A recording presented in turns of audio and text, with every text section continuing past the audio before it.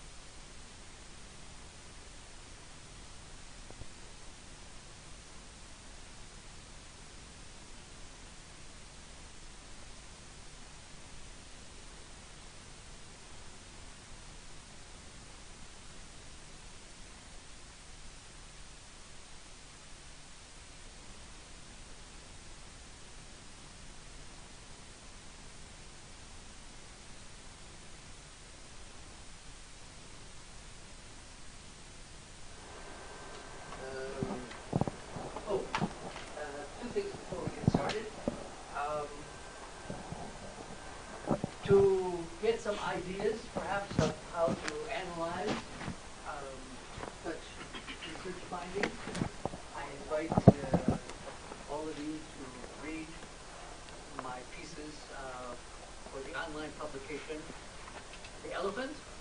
The fourth piece was published the day before yesterday, uploaded. So I invite you to read that. Also, I should say we're very happy today to have with us one of our former colleagues, Victor Rattain, who used to work with Michael, Maggie, and me for many years. He then disappeared, went overseas, where he was working on his doctorate, but he just happened to have come home, and he's with us today. I wanted him to do the presentation to remind him of the good old days, but he decided he's still on holiday, so we'll let him relax. So let me page down. Nothing's happening. Arrow, maybe. Enter. How do I? Oh, I have to go here with the arrow on. There we go. I think that's it. No, still not going. Enter. Where's that? Let's try this. Here we are. Whoops, that goes to the end. Can somebody help me move this? You can see I'm not very high tech. Page down.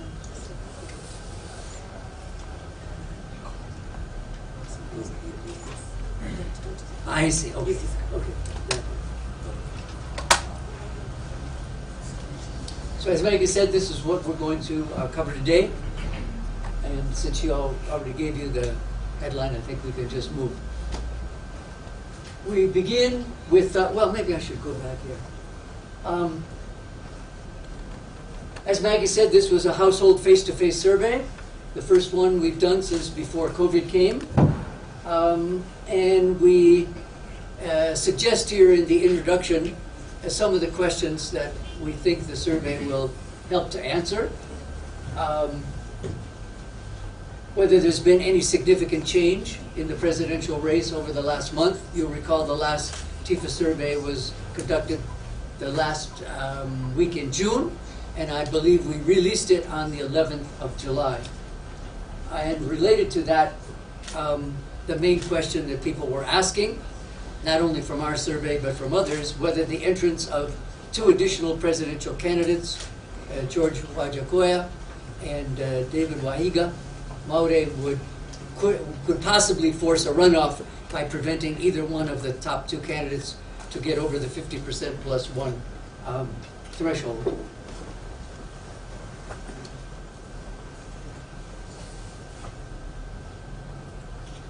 And we also raised some other questions. What do Kenyans think elections actually mean in terms of possibly changing their lives? And then, as Maggie said, how do they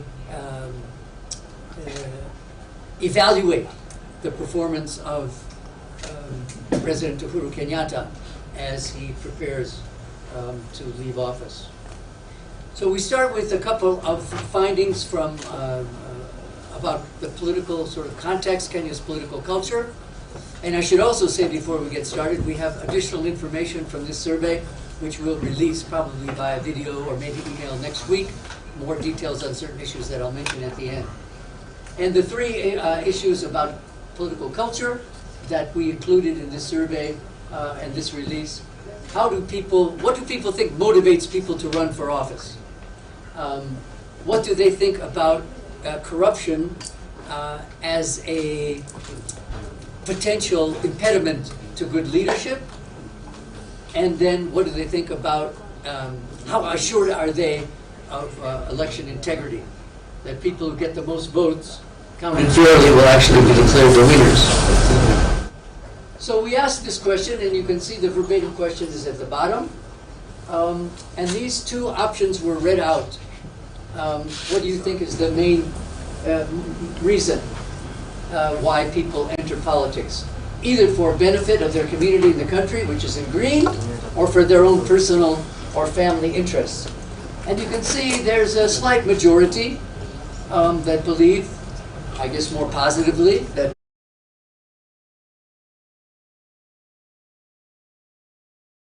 choose between one or the other. And when we correlated our responses, self-identify with ODM and UDA, we don't see much difference. And even in terms of who people say they're going to vote for on August 9th, Odinga supporters and Ruto supporters, these are basically within the margins of error of the survey. So we can say that Kenyans are pretty much agreed as to how much they disagree as to what's the main motivation of people who go into politics. When any of you decide to run for office, whether you start with MCA or women's rep,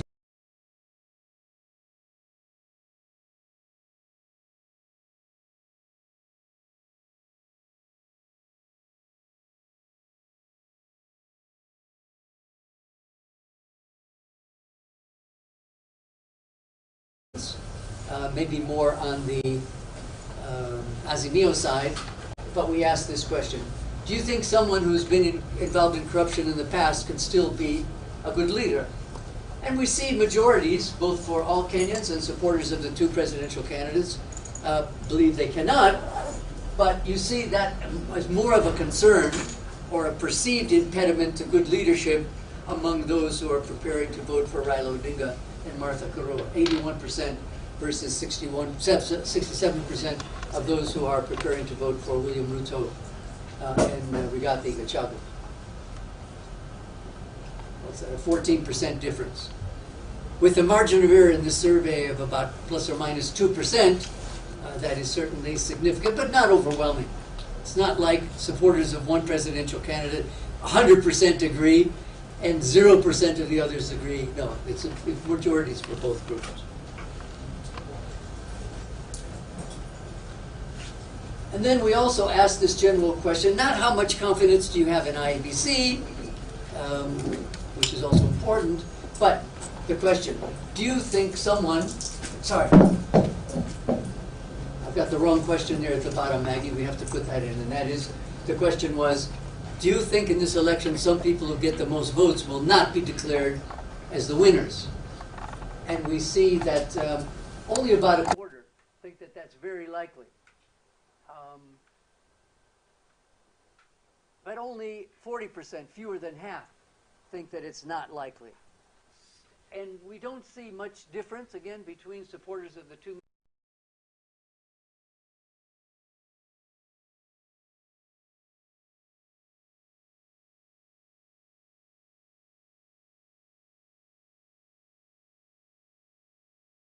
more confident that somebody who gets the most votes will not be declared the winner. A little more doubt among supporters of Raila Odinga and Martha Karua that this could happen. But still, 27%, 26%, that proportion that thinks it's very likely is identical. Still, we would like to be in a situation where that percentage was zero, where nobody had any doubt whatsoever that somebody who got the most votes is not declared the winner, or to put it the other way, that somebody who didn't get the most votes is declared the winner. So we can still see a certain amount of doubt about the integrity of Kenyan elections. When the election's over and we do our first survey after the election, it will be important to ask, are you aware of anyone who was declared the winner who didn't get the most votes? So that will be the real test. I don't know why we've gone off here from the display. I didn't touch anything. Is there a loose?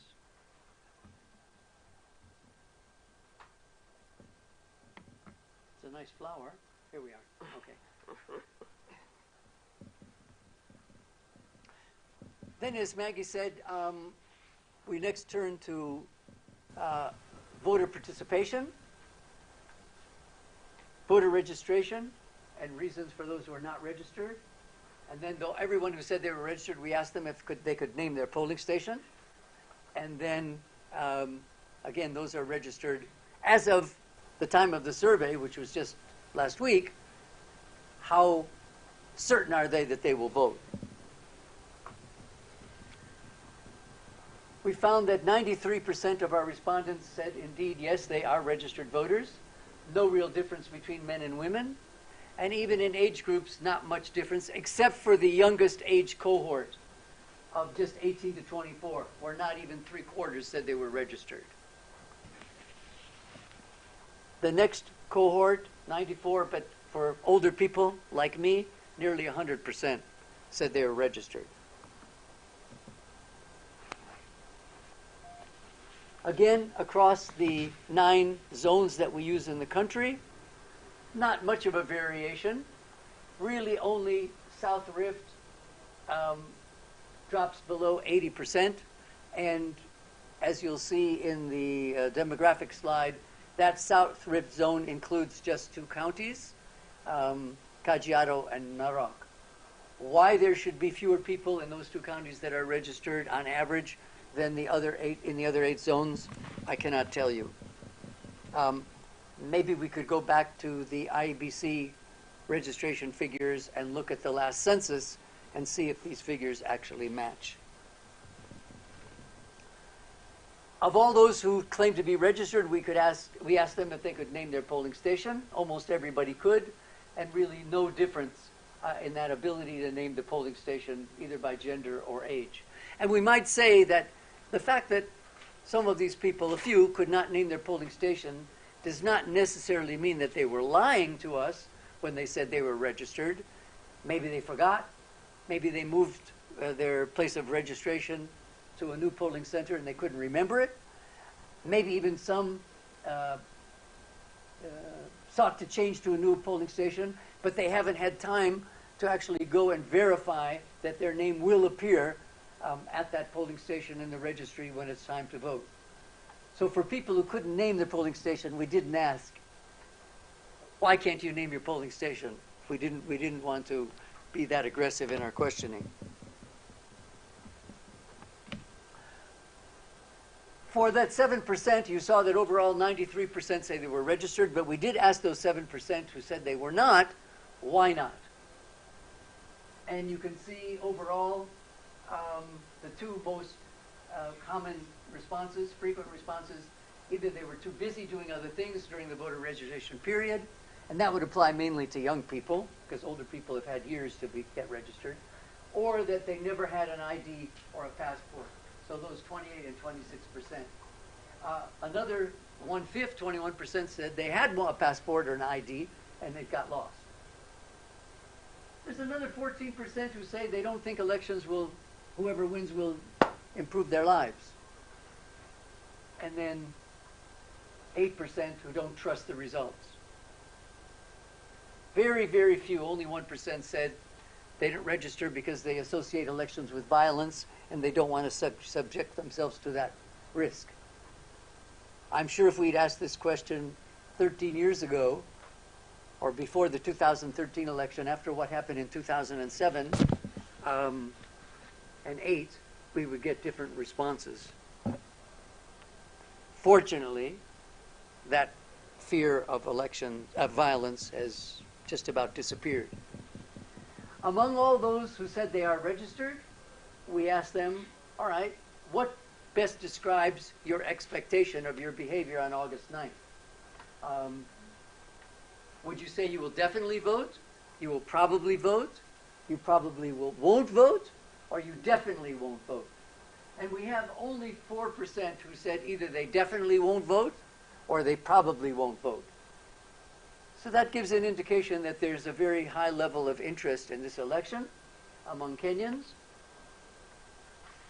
The total, 77% who said definitely. When we correlated that response with those who say they intend to vote for either Odinga and Karua or Ruto and Gachagua, we see a slight difference of 7% more of the Odinga Karua supporters who are saying they will definitely vote, as opposed to just 77% of those who said they're going to vote for Ruto and Gachagua. So that, in terms of voter turnout, you would think might give the Raila Odinga ticket a little bit of an advantage. But we know from other research that's been done on voting behavior in Kenya and in other African countries that whereas these figures come from an individual interview, it's not a focus group. You're sitting, in this case at a household survey, looking at the person you're interviewing, just the two of you. But as I said, we know from research on voting behavior in Kenya and elsewhere, in contrast to European countries, US, where life is more individualized, the act of voting in Africa and in Kenya in particular is much more of a social or communal event. People are subjected to pressures, encouragement, and so on as to what they actually do on election day. Those of you who've covered elections before will have heard the stories that from very early in the morning, in particular areas of the country, not everywhere, party agents, candidates' agents, and not just for president, but even down to MCAs, are going house by house to make sure that people are going out to vote. And there can be pressure from community leaders, people within the family, the clan, and so on. I remember on election day in 2013, I was driving around Limuru, and by midday, when I met a group of people on the side of the road, I asked them, have you people voted? And they were all happy to show me the ink on their thumb.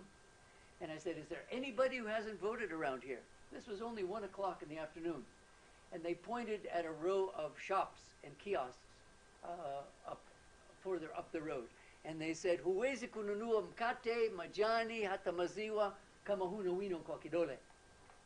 So the shopkeepers had imposed a boycott or an embargo, refusing to sell anything in their shops to people who hadn't voted. So determined were they in Limuru to elect Uhuru Kenyatta and William Ruto. I didn't ask whether these people had gone out to vote in the morning on their own or whether they had been encouraged to do so by people coming to the house. The point is just that these kinds of figures that you get when you interview people individually may not tell the whole story about voter turnout. So simply because in our research we see more of our respondents who say they're going to vote for Odinga and Karua say they will definitely vote, that doesn't mean that when we get the turnout figures after election day that those will necessarily be reflected. Mobilizing voters in your strongholds in the remaining days of the campaign and on August 9th, I would say personally, that will determine who the winner is. There were only 4%, as I said, who said either they definitely won't vote, 2%, or probably wouldn't vote. And although very few, in our base, as you can see, just 60. We thought, let's ask the reasons why.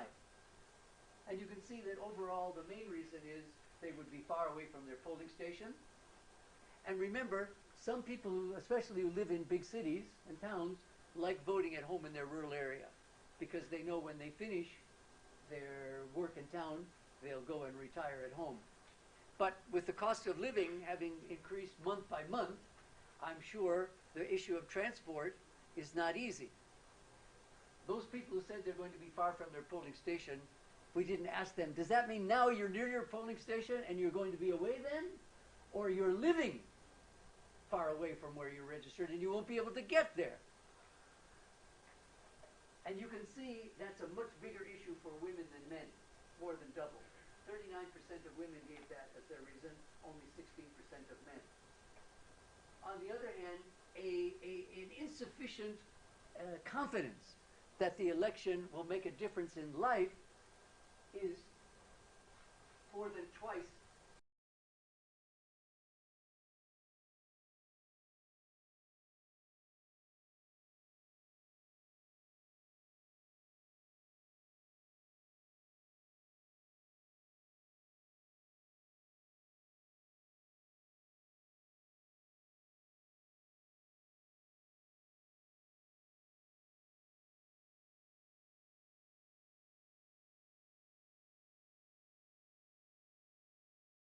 Voting, they might change their mind. But we thought that was important to dig down a little deeper and find out what reasons those people would give.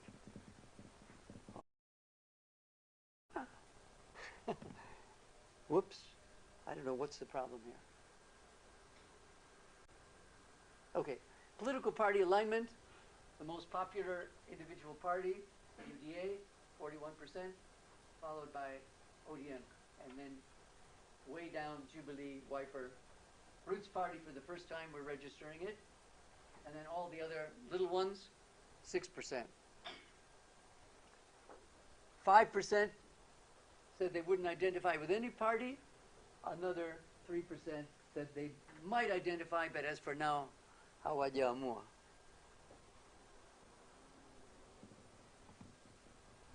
The distribution of political party support across the 9 zones. I don't know what's happening with this. Why does it keep going off? Does anybody know? Well, it's back.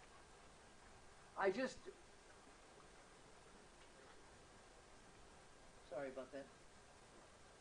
Highlighted in blue where each party is the strongest. And you can see, why is it doing that?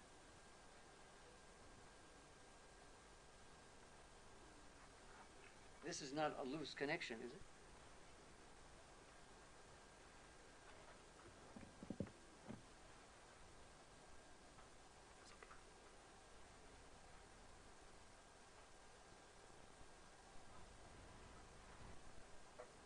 Sorry for that little hitilafu.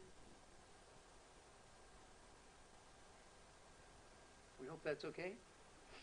So you can see that UDA is most popular in Central Rift, where the DP comes from, and on the mountain, but has substantial support in most of the other, all the other regions really, except Nyanza. But even in Nyanza, 12% of our respondents say that that's the party they most closely identify with. ODM's support is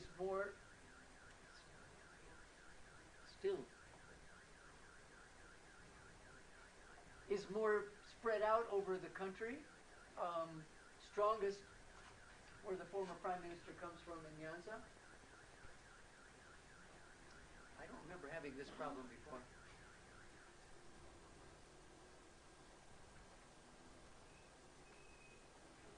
Jubilee.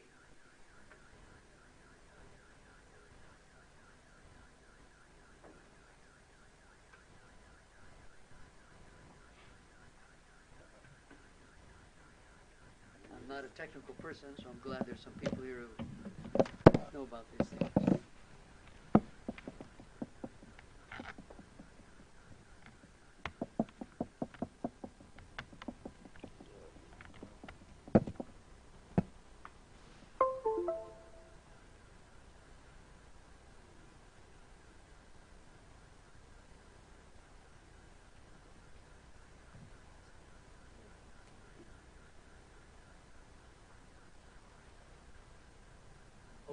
will be more stable. We can make this full screen.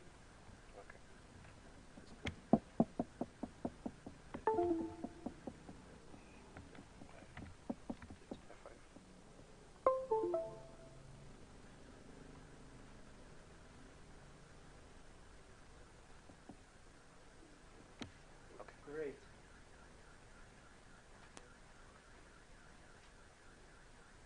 As I was saying, Jubilee most popular on the mountain, but even there, only 15% of mountain residents pick Jubilee as the party they identify with most, and Wiper most popular in Lower Eastern.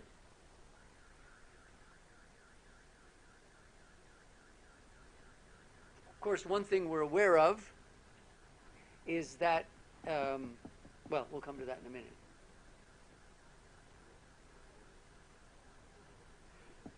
I would just remind you that you don't need to look at the distribution of registered voters from IEBC to know that these different zones vary quite significantly in terms of how many registered voters there are, with the Mount Kenyon zone being the largest in terms of registered voters. So it's not how many areas your party is the most popular in only, but how many people are there. We also looked at the parties that people identify with in terms of the choice between the two main candidates. And you can see here, to no surprise, that ODM is most popular party among those who are going to vote for Raila Odinga and Martha Karua, and UDA even more popular among those who are going to vote for the deputy president and the MP for Mathira, Rigathi Gachagua. But that difference of 69% and 90% is not surprising, keeping in mind that whereas Azimio, as a coalition, has, I believe, 26 political parties, and Kenya Kwanza Alliance has only 11. So we can say the family of those who are intending to vote for Raila it's a larger family. It's got more members. Until a later stage in the campaign, the deputy president was saying, if you're going to support me, you have to be in UDA. It was only when he was able to successfully invite former Vice President, Deputy Prime Minister Musalia Mudavadi, and Senator Moses Wetangula that he accepted ANC and Ford Kenya to keep their political party identities as they came into the Kenya Kwanza Alliance. But as we can see, far more of his potential voters also identify with his political party. Quickly looking at the trend of political party support over the last 2 years, just over 2 years now. UDA, ever since it emerged at the end of 2020, by early 2022, earlier this year, became the most popular party. Only in April, where those who were undecided or didn't identify with any had a higher figure. But as we approach the election, you can see those who are undecided or identify with none dropping significantly from 26 to just 9%. And as these people decide, they are basically choosing either one or other of the main political parties, which is why both their numbers are going up. You're much more likely to decide what to eat in a restaurant once you're given the menu. Kabla hujapewa orodha ya vyakula, si rahisi kuamua utakula nini. But when the waiter gives you that menu, then you start to finalize your choice. Again, to summarize, within the Azimio La Umoja coalition, which is 47% of Kenyans identify with that, slightly fewer identify with Kenya Kwanza, 42%, and we see almost equal numbers of ODM supporters and UDA supporters who identify with their coalition.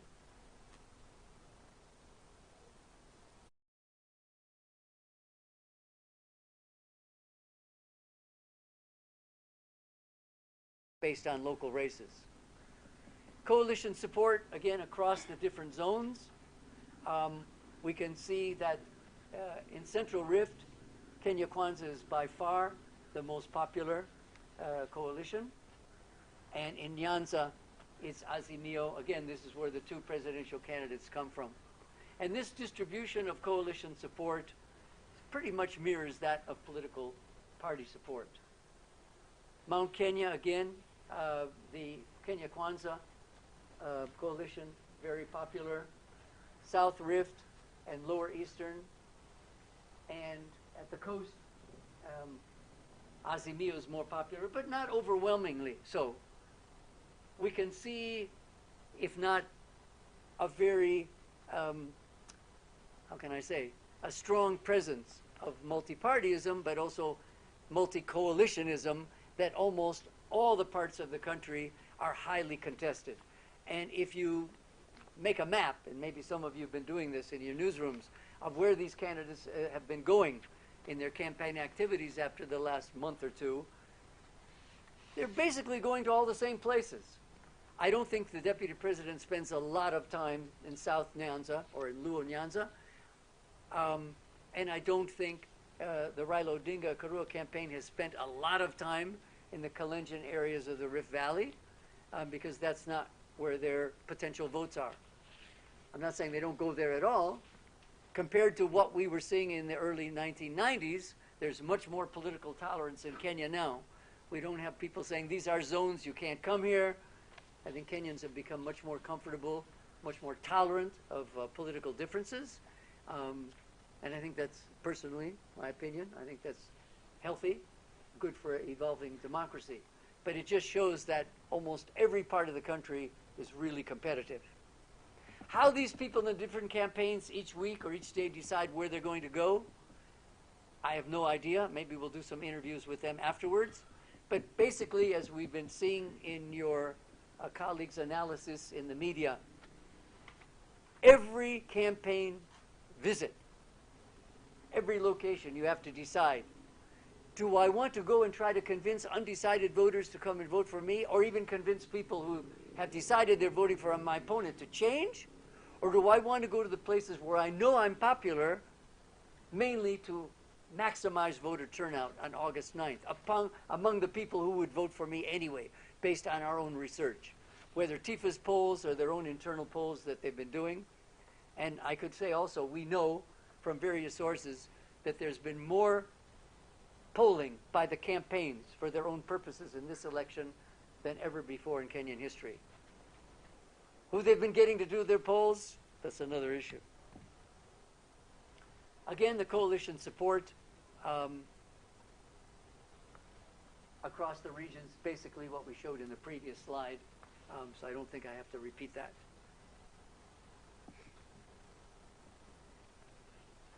We also asked this question, whether people think that there's any political party in the country that exists and works for the interests of people like them. And you can see overall, only 2/3 of Kenyans are convinced of that. Slightly higher among those who identify with either of the main political parties and the main coalitions. The main political parties, including others. Not surprising, only 1/3 of people who don't identify with any party think that there is a party that works for the interests of people like them. If they did, they probably would identify with one. So that's a little bit worrying, given the fact that there are, I think, 85 parties registered at the office of the Registrar of Political Parties. And I might say happily, I'm proud to say that it's run by one of my former students at the University of Nairobi, Anna Nderitu, who studied comparative politics when I was teaching there. We would like to see that number higher. Why is it that more Kenyans don't think that there's any party that works for the interests or exists for the interests of people like them? That's a qualitative question. You people can investigate it. Okay, now let's come to the presidential contest. We are now, 17 days away? 16? How many days? 10, sure. It's only 10. Because we're almost, July is only 1 day, 2 days left. and then only 8 days until the day, Judgment Day in August. So our results produce these, our research produced these results, where the former Prime Minister has a lead which is really within our margin of error, of plus or minus 2.2, 2.1. We measured a little bit. What I think is most significant is that compared to our poll a month ago, the third most popular candidate, George Wajakoya, has dropped by about half. He was 4% in our last survey. Now he's just below 2%. And the fourth candidate just getting enough mentions to register a tenth of 1%. I saw he was campaigning around the mountain yesterday, wasn't he? Was it Laikipia? Can't remember where he was. Where was he yesterday? Anybody remember? Anyway, the issue here is how many votes, what proportion of the vote do these two other candidates have to get in order to prevent either of the two main candidates for winning on August the 9th. As of now, the two of them together, 1.9% is just enough to present either when they themselves are shingo kwa shingo, neck and neck. But we know that this percent of undecided and no response, nearly 7%, 7.1, there's no place on the ballot to mention, to mark undecided. If you don't vote for the presidential candidate, any, that vote is taken away from the Hesabu. So you can see, or you can guess, you can do with your own calculator, if you take away 7%, it pushes both of them much closer to that 50% mark. But as long as the two other candidates are getting 2% or more, if they're very close, we're going to have a runoff. Are we predicting that? No. We can't tell. Even if we were giving you these figures on August the 8th and violating the law, so we wouldn't do that, we couldn't be sure, because so much would depend on voter turnout in a close election. The distribution of presidential support across the country, again, we highlighted in blue, where each of the two main candidates are most popular. And again, as with political parties and coalitions, you can see there's much more geographic concentration of support for the DP and his running mate in Central Rift and on the mountain, highly populated areas, whereas the Odinga Karua ticket is leading in 5 of these zones. But just look, even in some of the zones where they're leading, they're not leading by very much. 60 versus 34, 61 versus 26. In Nairobi, 59 versus 34. Even in Lower Eastern, 58 versus 35. Coast, 57-37. And that, again, goes back to the point I made a minute ago. This helps to explain why their campaign footprints are crisscrossing each other most every day, or at least in the course of a week. Because it's only in those homeland areas, Central Rift, where the Raila campaign won't spend much time, or especially Nyanza, where Raila comes from, where there won't be much campaign activity. In fact, between now and the election, I would be surprised if either campaign went to the opponent's backyard, home area. Not much reason to do that when there's so much other contestation across the country. I've been looking at Kenyan elections for, 30, 40 years. I've never seen such a hotly contested distribution between the main contenders as in this one, which I think puts more pressure on IBC to produce a result that people have confidence in.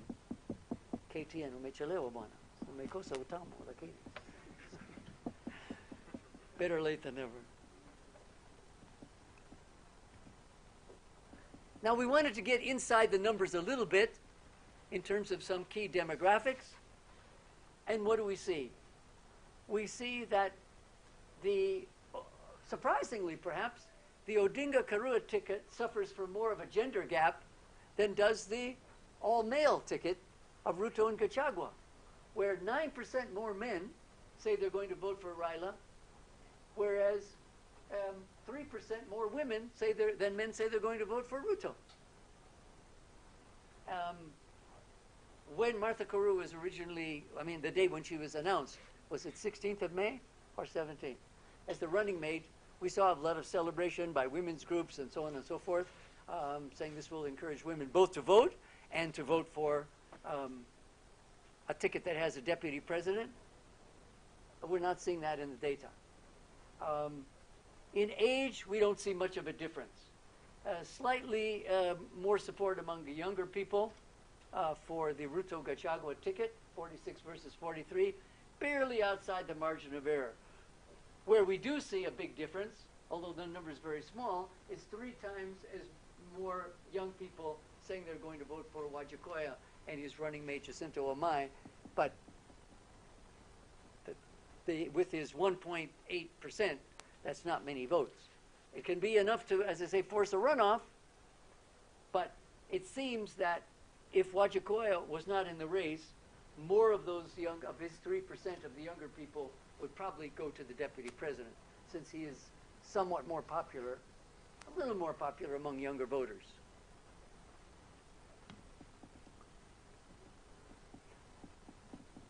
So I think that covers it in terms of gender and age. We also just looked at the gender trend over the last 2 years, and we can see that for the deputy president, and now with his running mate, 2 genders has been pretty even.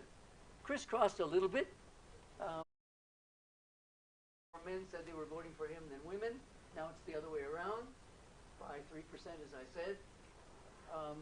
But no statistical gender gap there. He's equally popular among men and women. Whereas for the former prime minister, he has suffered from a gender gap right from the beginning of our series of surveys going back now 25 months. And even after, as I said, the selection of a woman as his running mate, and that survey was done just the day after that announcement, we haven't seen that gender gap closing. That doesn't mean that the presence of a woman on the ticket can't encourage more women to vote on election day or even attend rallies now, but that doesn't necessarily mean that they would vote for Odinga and Karua. And yet you see overall, as we saw with the trend, that especially since a year ago in June, when Raila was at his low point, his numbers from both genders have been going up. And they've continued to go up, so that whereas in February, the deputy president was leading, as we showed you a minute ago, or no, we'll show you that next. It may be that Odinga's choice of Karua as a running mate is having a very positive impact, not in terms of gender, but in terms of attracting people of both genders for other reasons. Maybe she's seen less as a woman and just more as a politician with a history of performance that really has nothing to do with her gender. We compared the change between our last survey a month earlier and this one across the regions in total. We see that for Odinga and Karua, they've gone up by 5% on the far left, and they've gone up especially in South Rift, although that's just the 2 counties, in Western 13%, Nyanza 13%, Raila's consolidating there. Lower Eastern, now that Kalonzo is backing him, gone up 12%. He's only dropped in Ruto's home area of Central Rift by 5%. That's the only place his numbers have gone down in the last month, or their numbers have gone down, because now we're talking about a pair of candidates. Nairobi, not much change within the margin of error, just 2. Mount Kenya has gone up just a little bit, and then up 7% at the coast.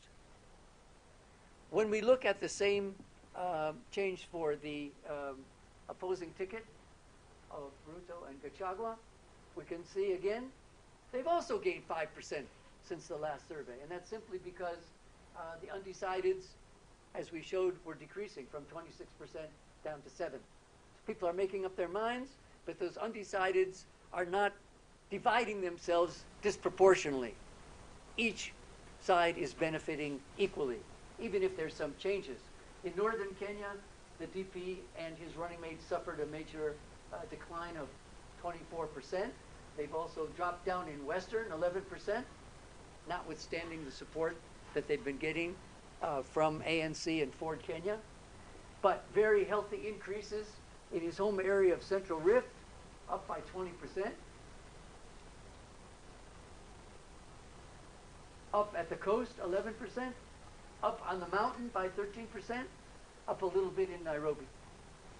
Just let me go back, and you can just, whoops. If we compare now and look at the coast, Raila has gone up 7, and on the mountain he's gone up 3, and in western Raila has gone up 13. And you can see in western, Ruto and Gachagua have dropped 11. So Raila has been eating into their support in western. No doubt about that. At the coast, Raila has gone up more, 11%. But as I said, only, whereas the deputy president gone up 13 on the mountain, Raila only 3, hardly at all. You can be sure that these campaign teams are not having to rely on data that we give to you in the public.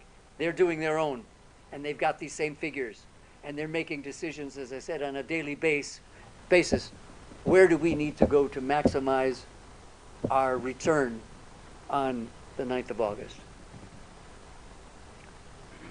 Yes, this was the trend slide over the last 2 years.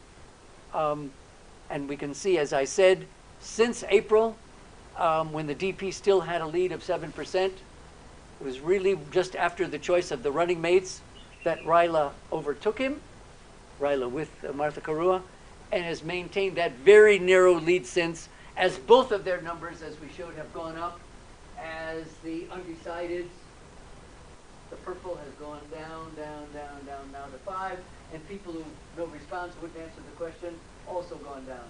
6, 4, 2. As I said, when you go into the restaurant or hotel and you're given the menu, you've got to make your choices. You can't say, and mimi nataka sahani tu. You be given an empty plate, you're going to leave as hungry as when you came in. So the approaching election day is encouraging people, putting pressure on them to make up their minds. By all accounts, as I said, this is going to be a very, very close election, and voter turnout will probably make the difference, combined with whether the other two candidates combined, especially Wajakoya, will win enough votes to force a runoff.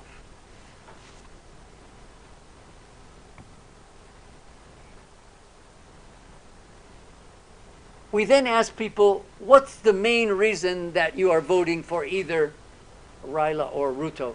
We left the other candidates off because their numbers are too small. And you can see, starting with the green for the deputy president, overwhelmingly, his supporters mentioned something about the economic promises of his manifesto.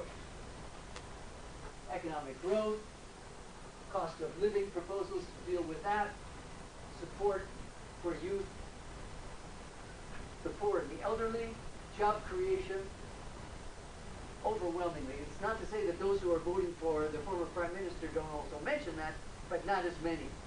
Where the former Prime Minister scores highest is in experience, and also he scores higher. And we didn't read these off. These were spontaneous mentions by the respondents. They would have to give only one reason.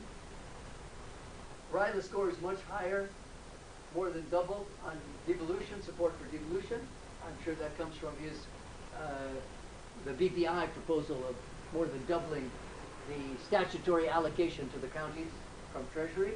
Also anti-corruption, big difference there. Those who mentioned that. And those are the main areas where and also age. It's interesting that it seems that most of his supporters see age as equivalent to experience, not that he's actually too old to function. So that more than twice as many of his supporters mentioned age as a positive reason for voting for him, as compared with the deputy president.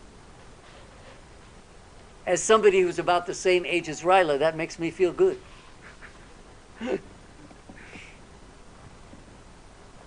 And then finally, the last section, people were asked to identify what they think are the most positive and negative things about the president's legacy.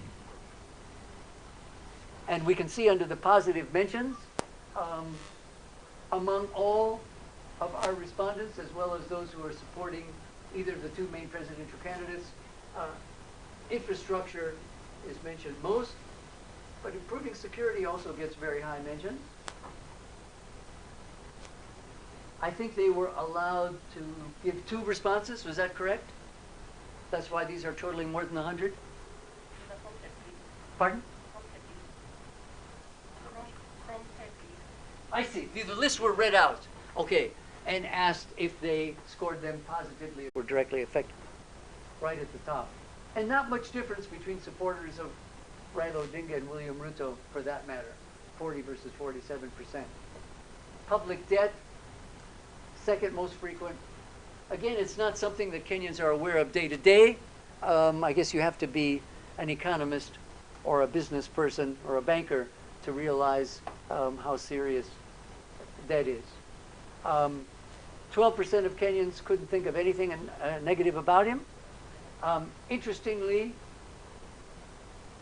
3 times as many of the deputy president's supporters than the former prime minister identified the betrayal of the DP as a negative aspect of his legacy, even if the numbers are not very high, only 8% overall.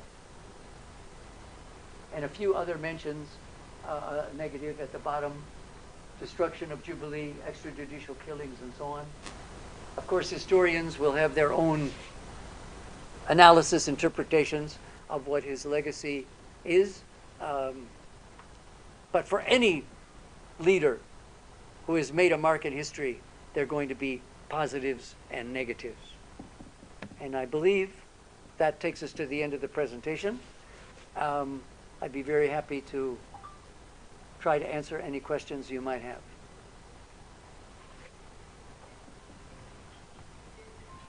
Oh, just quickly on the methodology, as Maggie said, face-to-face interviews, where they were conducted, the dates, the respondents, that margin of error, I said about plus or minus 2.2. Now, it's interesting that this act on the publication of electoral polls within the 12 months before an election, among the demographics, the act only mentions one that has to be included in the release, and that's education. I don't know why. They don't require you to release the age distribution, employment status, income. You have to ask people who are in.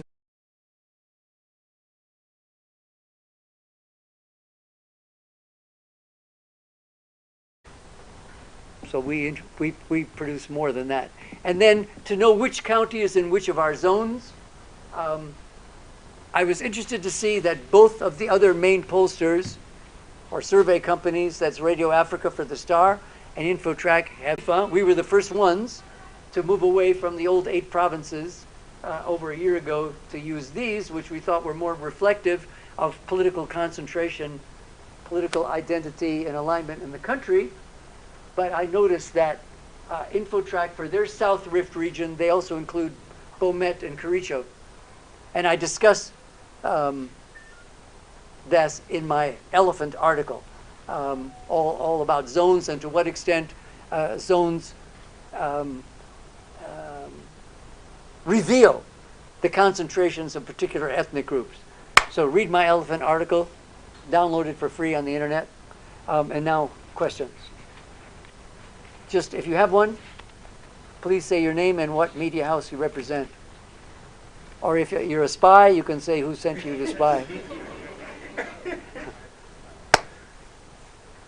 Yes, please. Name and where you come from. Professor Will from Clive Bayuko. I represent the Western Africa, which is an online news publication. I see. I'm not familiar with it, but I'm not very good at online. What's your question? You will at some point. Thank you. Yeah, so Nice and loud so everybody can hear. in your presentation, you spoke about so many opinion polls in this particular campaign that in any other previous campaign. Is it a case of he who pays the piper plays the tune?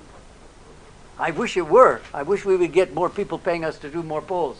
We'd be releasing more than just once a month. But calling the tune, I don't know what you mean by that.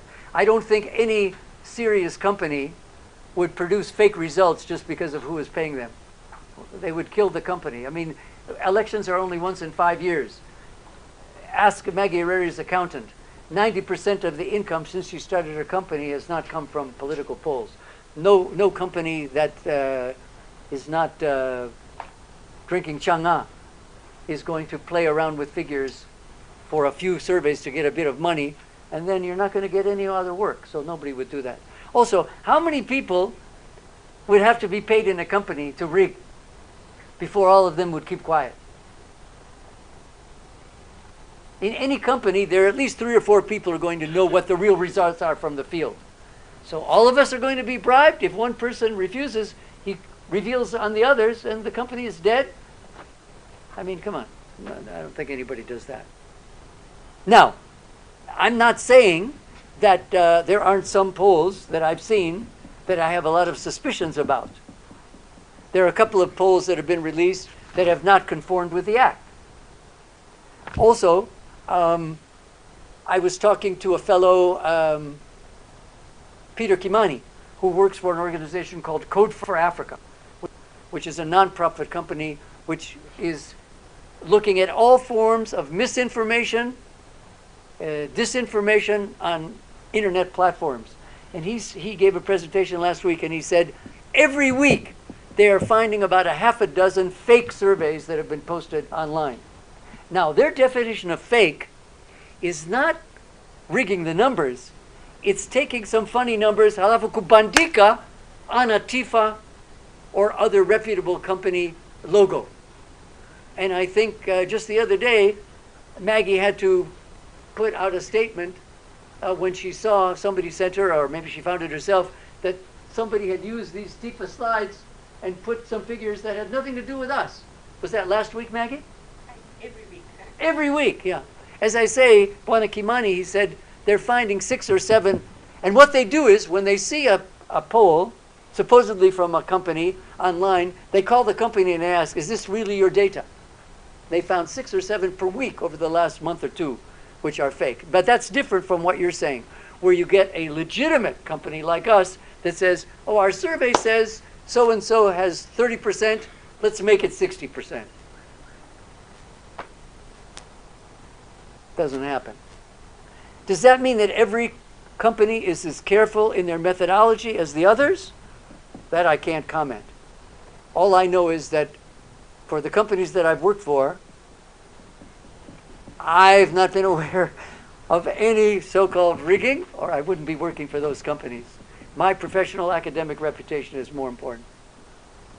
But you have to ask that question to others. I will ask you this question. How can you find out if the results that you're being given are correct? Read my 4 articles in The Elephant. Then we talk. My name is Colin from The Voice KE. From where? The Voice KE. Okay. So I was asking, we are talking about do this survey, do this survey here, isn't it? You have done so many surveys. Wait a minute. Let's stop right there.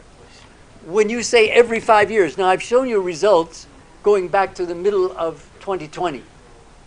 So we do them much more often than just in an election year. Okay, but go on. Continue. Okay. Yeah. So do you ask the same people? Because I would like to know how many people here, whether it is attend, or have received maybe questions from people across people we ask about the survey. Because how many people? If you have ever been asked a question to answer to this survey.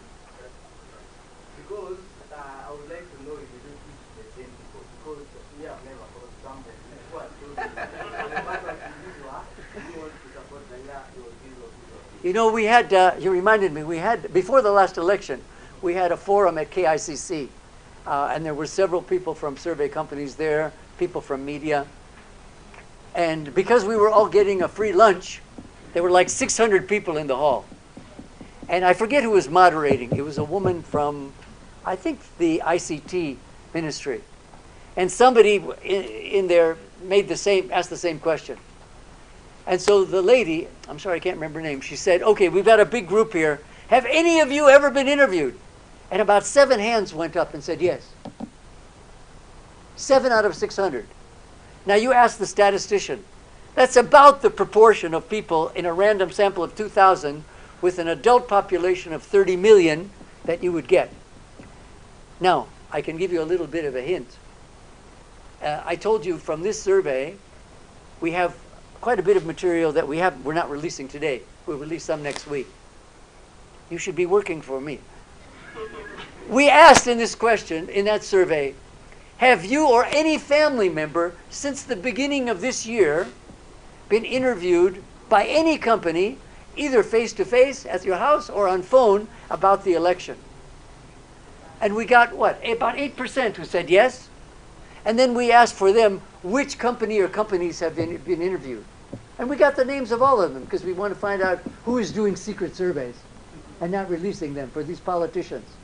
Lakini ukitaka hiyo data utatoa kitu. Kasi iko tamu sana. So it's true.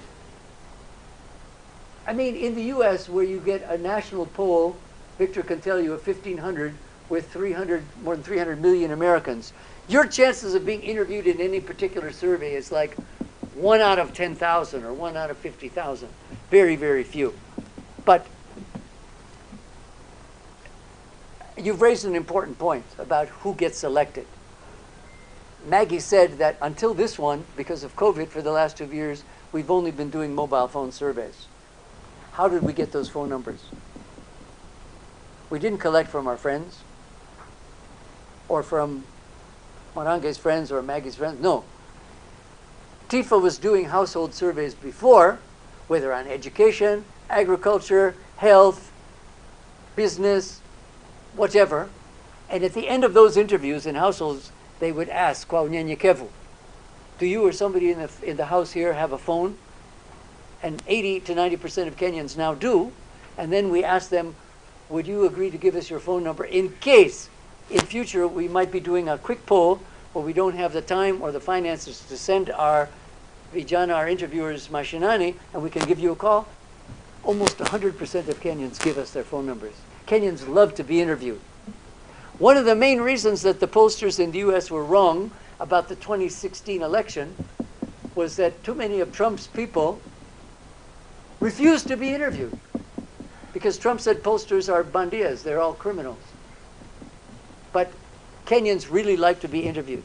So when we're doing those surveys, mobile phone, they are people who've been interviewed before. But the procedure is, and correct me,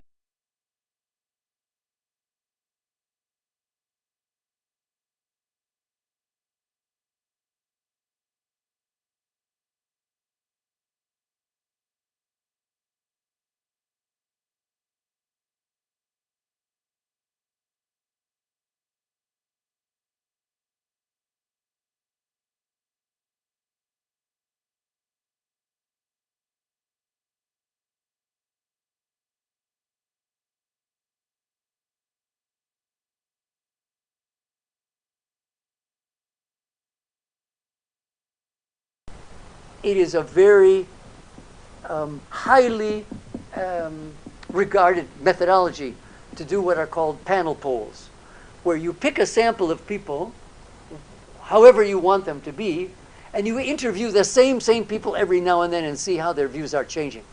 Whether it's about an election, whether it's about security, whether it's about the economy, because you want to see how people are moving. It can be a small sample of just 50 or 100 people, but you want to be doing what they call a panel, where they interview these people mara kwa mara, the same ones. That's more qualitative in some way. We can't generalize the whole population. I wish we could do more of that, maybe when the election's over and we're trying to see people who voted for the winner. We pick 300 of them, and we track them every 3 months and see how happy are you with the government you elected. How's it performing? Even at the county level, we could do that. People voted for the governor, or even who people didn't vote. How satisfied are you with the governor you didn't vote for? And you keep asking them in each survey. But hopefully one day you'll be interviewed. I'm sure you'll be very happy. But it's a good question. There's nothing wrong with it. Sorry for such a long answer, but it's important. Anyone else? No? Are you inviting them, Maggie, to have some hot tea when we're finished? Or that was before? Yeah, this is free. I think they're done, eh? If there's nothing else, The next report. pardon me, the next one. I think Maggie said that given the fact that we have another 5 days before this act prohibits us from releasing, she will make a decision. If we do another one, though, it will be a Kati, it will be a mobile phone poll. But in the meantime, as I said, some of the data from this survey that we didn't release today, so we didn't overload you, we'll be releasing early next week. I think it would be, pardon? I want to make a clarification. A clarification. Okay, so I don't know if she's made the, she said she had made the decision up until August the 4th, but she'll make that decision in the next couple of days. Yes, what's the yeah, clarification? I just saw somebody who tweeted, one of the journalists, I'm sure you saw the tweet, somebody questioned how TIFA is able to collect data in 1 day. Did you see one of those tweets? Somewhere on social media, let's not say who it was. So, Like you did for the running mate survey? yeah. So if you have a questionnaire that has 5 questions or less than 10, it means that an interview takes about 10 to 15 minutes maximum. If you have 100 callers making calls, it is very possible to do a sample size of 2,000 within a day. When the questionnaire is long, like you've seen today, Like this one. of course, the interview takes a longer time, and therefore we cannot move as fast.